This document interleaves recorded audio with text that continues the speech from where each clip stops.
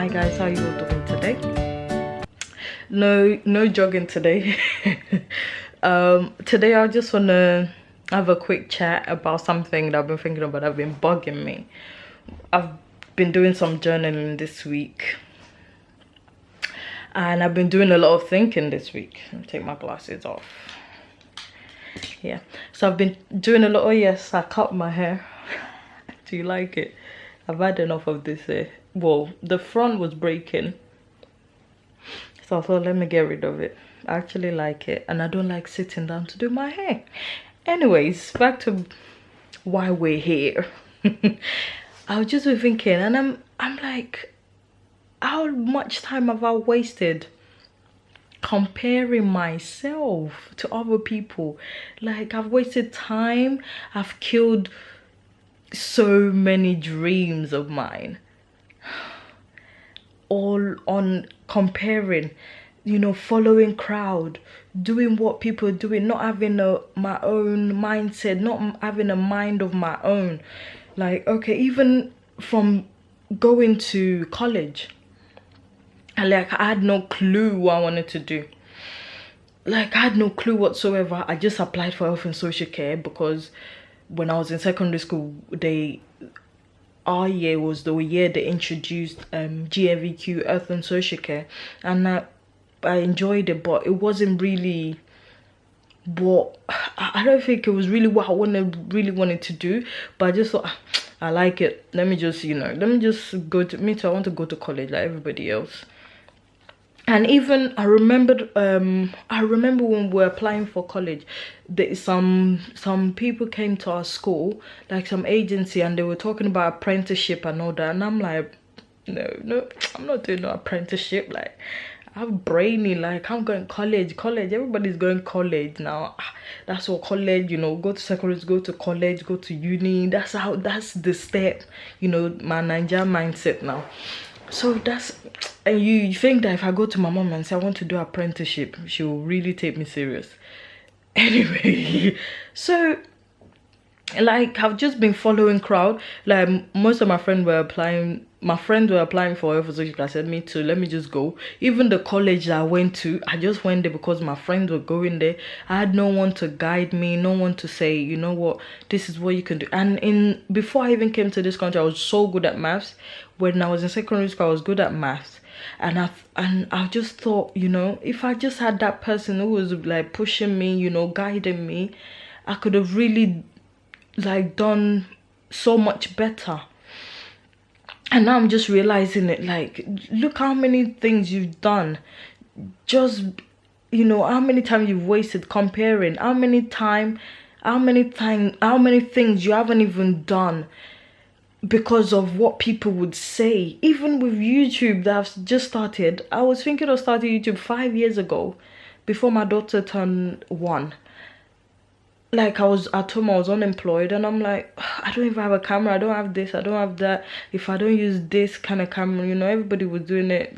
Use phone. If I use my phone, it won't be good. I can't edit, I can't do this, I can't do. Like, I was just putting it, and there are so many people that was just recording straight and just posted like that. There was no fancy nothing. Because they just want to live their life. They were just living their life. They didn't even care. They were posting. I remember I don't even know why I didn't let that motivate me. There was a lady that I used to watch. I can't remember her name. And I remember that she wasn't even good at makeup at all. Like, she would do, and she didn't even have all the makeup kit. Nothing. Or she would be using like, like cuticles that you use. Is it called cuticle? No, it's not. Q-tips, cotton bud cuticles. What the English is hard, Anyway, those Q-tip, the cotton bud, she used to use it to apply the eyeshadow. She was using her fingers to apply, and she didn't, but she was doing it like. She was serious. When she comes on, she was serious about it. She would do it. Some people would praise her. Some people would be like, oh, get off YouTube, blah, blah. And she would still come back and still do another one. And I'm like, why didn't I use, watch a video and let that? But it was me. I was too scared of what people would say, of And like how much time, how many dreams of mine have I killed just thinking about what people would say and not just starting and do. I remember when I failed nursing. Even after college, I applied for nursing. Even the nursing that I applied for, I don't even know why I applied for, because it's not even something that, I like caring for people, like I like looking after people, but nursing was just not for me. But I just did it because I wanted to go to university so I could make, my family proud, like, oh, you went to uni, so everybody around me can say, yeah, she went to uni. I'm in uni. It sounds sweet that time. But I didn't even know what I was doing there. I wasn't enjoying, I wasn't serious. And before going to uni, I was working. After college, I took a year gap. So I was working in a nursery, which I enjoyed. And the person that owned the nursery, no, the nursery manager asked me if I could work for them, like permanent. They made me permanent because I was working with agency. And I'm like, no, I want to go uni. Like, if I tell someone I work in nursery, they won't take me serious. But if I say I'm in uni, it's sweet, isn't it? So little did I know that I could have just stayed there. Me, that I didn't even know what I want to do. I could have just stayed in nursery, keep working, and then think about what I really want to do. But I didn't say it like that. I didn't have anyone to even guide me to say, oh, do this, just keep going. And now I'm thinking of starting a child management. I've done the course. I'm just waiting for the Ofsted registration. And I'm just like, if I'd known, like back in the day, someone that said, oh, what would you like? You know what? You knew that you'd work in nursery. You could imagine if I had started the child mining business long time ago, where would that have been now? It's really sad. And since I failed nursing as well, it's just made it even worse. Like, I'm always afraid to try anything because I'm like, I'm gonna fail again, or it makes me feel so stupid. I feel like I'm so dumb. Like, who fails nursing? Like, why are you so stupid? It wasn't even so hard that time because nursing is even harder now. Like, you're so dumb. How can you fail nursing? Like, I'm always having that in my head. So anytime I want to do something, I'm always like, no, you don't have the brain for it. When I applied to do a volunteered to be a parent governor at my daughter's school, I just pushed myself. I'm like, I'm just gonna break this thing that's always telling me I can't do it. Because I'm always like, what am I gonna be saying there? What do I know? What brain do I have? What's in my mouth that I can tell all this? You have all these professionals there. We have lawyers, we have other people, talking about what concerns the school, and I'm like, what do I know?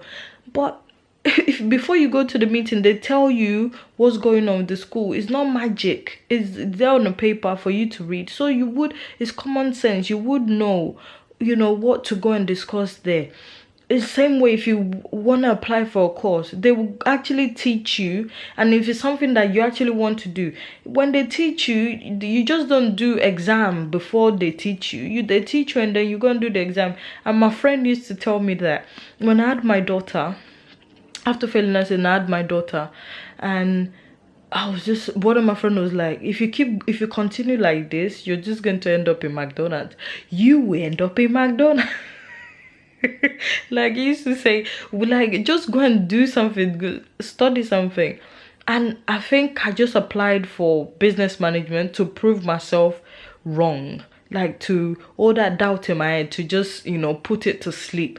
So I applied for business management and I got 2-1 from there. But even though I passed and everything, I still, even there's some still now, there's some things that I still think I can't. No, my brain won't know. My brain can't catch up with that. No, that's too much. That's like proper intellectual things. Like, this is not for you, and it's really bad. Like, I want to study my masters. I was thinking of doing HR masters. So, but I'm just like, I'm not gonna be able. I've been telling myself I can't cope. Like, I haven't even started, and I'm saying I can't cope. Like, why? But now I'm taking my time to apply for the masters to be really sure about what I want. And I've done so many things to waste time. Even I did AAT, all in the name of, you know, accountants. You know, that's a good sound. You know, if I tell someone I'm an accountant, you know, it sounds sweet. But that's not how, that's not life. That's not what it's supposed to be like, Seki. Get it into your head. Someone told me to get it straight, like get it right. Like, and even the AAT, I did some of the exams and I thought, no, I'm not even enjoying it. I go to class, I get all the things right, but I find it so dead. It's so boring. I'm sorry if you're an accountant, but bruv, it's so dead. Like, oh, you're just doing things by the books, like no thinking. Obviously you have to use your brain, but like you just I don't like to be like doing things. Even when I go to work, I always wanna, you know, do different things. Like I get bored so easily. So, and I found it so boring.